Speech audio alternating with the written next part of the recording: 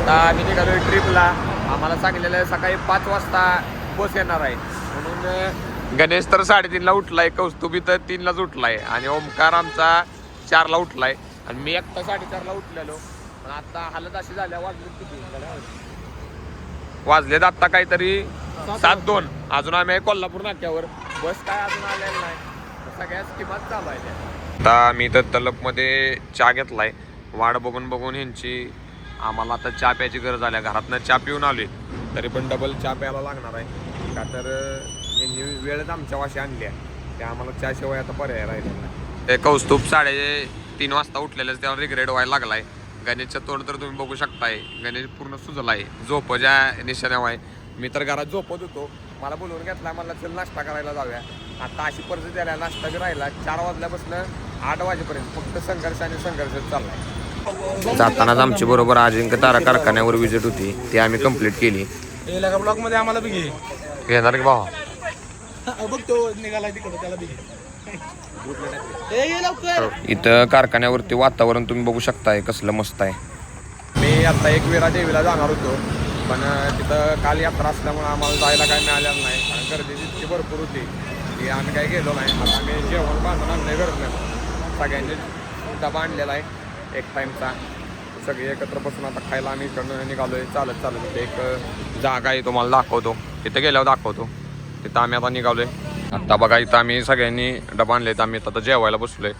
आणि तुम्हाला माहिती आहे पुरी कशा हेंगाड्या असतात, त्याचं सिंपल उदाहरण देतो तुम्हाला. इकडे गोळका बसलाय, इकडे 2 गोळकं बसले. ते काय जर पाराव बसल्या बसल्या त्या डायनिंग टेबलला बसतो का नाही आपण, तसं घरात बसणार मांडी घालून इथं बसल्यात बघा डायनिंग टेबलला, बघू शकताय तुम्ही. तसं आम्ही समुद्राच्या जवळ जायला लागले तसं लय दमट वातावरण झाले, एकदम वारं गरम, सगळ्या दोन्हीकडून झाडा पण गरम यायला लागलेत.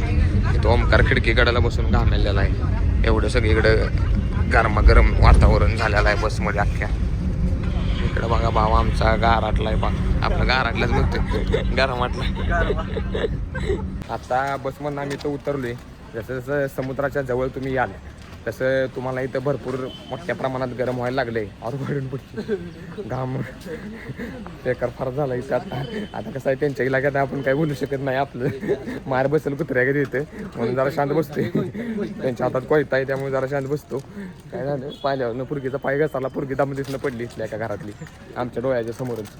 आणि तुम्ही बघू शकताय कशी वाटबीट आहे, एकदम खतरनाक असं माहोल आहे. फक्त गरम मैदाळ व्हायला लागले, त्यात कुठनं बुद्धी सुचली आणि काळं घातलं. एवढा ताप व्हायला लागलाय मला की तुम्हाला मी सांगू शकत नाही. काय सांगू, माझ्या पाठीमागच्या अडचणी. आता एक माझे मित्र आहेत माझ्याबरोबर, की 3च, अजून 2 आली नाही. ती एक पापडीवाला आणि एक ॲक्सेसरीजवाला, असे 2 फ्रेंड माझ्या आले नाहीत. एकानं कल्टी दिली आणि एक जण येणारच नाही म्हणला.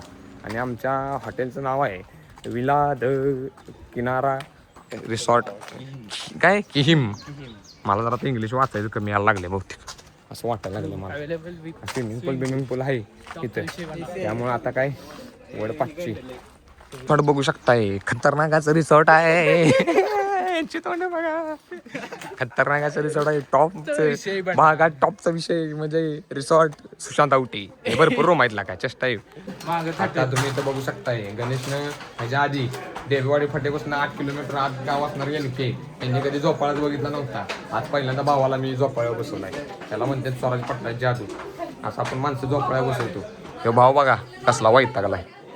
आणि खाली इथं आमचं ही आपलं सगळं पुढची प्रॉपर्टी तुम्हाला दिसते 2.5 एकराची, ही वैयक्तिक आपले.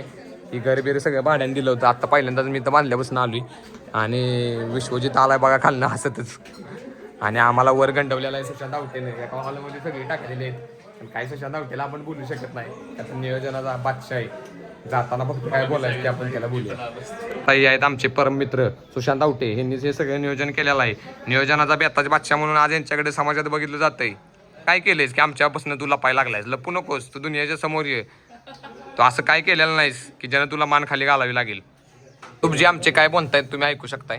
रिसॉर्ट खूपच मोठा आहे त्यामुळे खूपच आवडलेला आहे आम्हाला. 1600 मध्ये 100 रुपयातच भेटली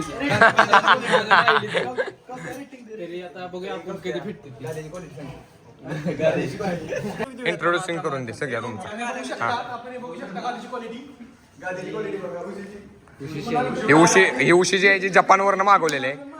आणि ही गादी जी आहे ती इस्रायलवरनं ही थोडं दिसतं नाही मिसाईलचं डाग आहेत जे आता मिसाईल पडली होती ना त्यातलं थोडंसं द्रव्य पडलंय त्याच्यामुळे ते डाग पडलेले आहेत आणि वर गंडवलेलं आहे पीओपी नसून हे शेडनेट मारलेला आहे आणि त्यातलंच बलं टाकलेले आहेत हे प्रॉपर गंडवा गंडवीची स्कीम सगळी झालेली आहे पण काही सुद्धा करू शकत नाही आपण आपला हात दगडाखाली कारण नियोजन सुशांत आवटेंच्याकडे आहे आणि इकडे आमचे परम मित्र ब्लॉगर रोहनजी वाळके साहेब त्यांना तुम्ही भेटू शकताय तुम्ही कपाटाचं फिटिंग बघू शकताय हे चायना मेड कपाट आहे ह्याच्यामधला जो डिस्टन्स आहे यातून तुम्ही आत बाहेरूनच पांघरून बघू शकता की कुठं आहे आणि असं कपाट तुम्हाला अख्ख्या ऑस्ट्रेलिया ते न्यूझीलंडपर्यंत कुठंच बघायला मिळणार नाही ते आपल्या के एस दादाचा जो फोटो काढाय कोच दिला जातो तोच हा कोच आहे के एस दादाने इथनंच बनवून नेला बघा कोच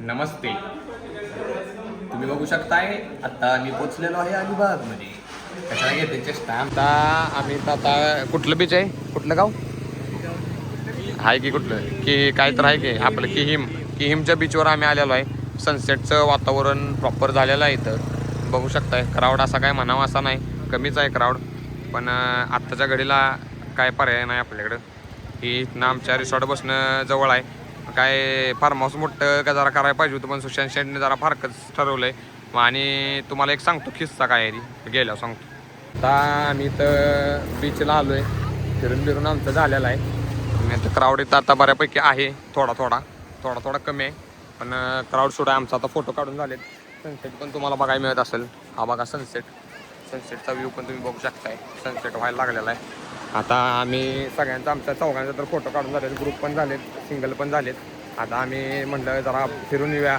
समुद्राच्या किनाऱ्यावरती चालून येऊया म्हणून आम्ही निघालेलो आहे आणि तुम्ही बघू शकताय समुद्रापाशी एकदम मस्त वारं सुटलेलं आहे भारी वाटायला लागलं हे झाल्यावर तुम्ही पण बघू शकताय सनसेटचा व्ह्यू कसला खतरनाक आहे का तर समुद्र शेजारी बसणं सनसेट बघणं सनराईज बघणं आणि ह्या लाटांचा जो आवाज येतो त्यानं मन एवढं तृप्त आणि शांत वाटतं ना हे काय बोलायचं कामच नाही एकदम पीसफुल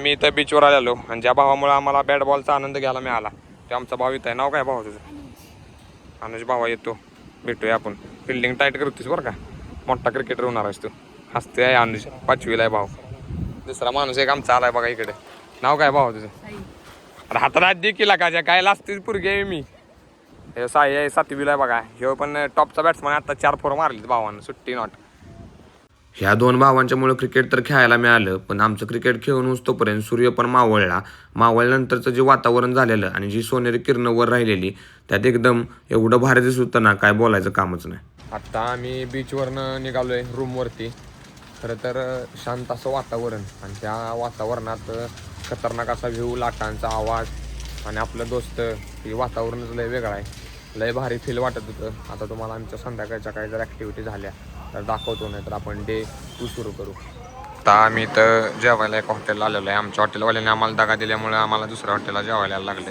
गणेश कसला ग्लो करतो बघा समुद्राच्या पाण्यामुळे इथं आम्ही व्हेज मंचुरियन मागवलेलं आहे मग तमाशा देतो आता व्हेज मंचुरियन आम्ही आता तांदळाची भाकरी आम्ही मागवलेल्या व्हेज मंचुरियनची ग्रेव्ही घेतल्या चिकन हंडी पण आमच्या आल्या आता ओमकारचं तेवढं आमच्या व्हेज असल्यामुळे ताट आलेलं नाही ती पण त्याला चपाती पाहिजे म्हणून काय अडचण नाही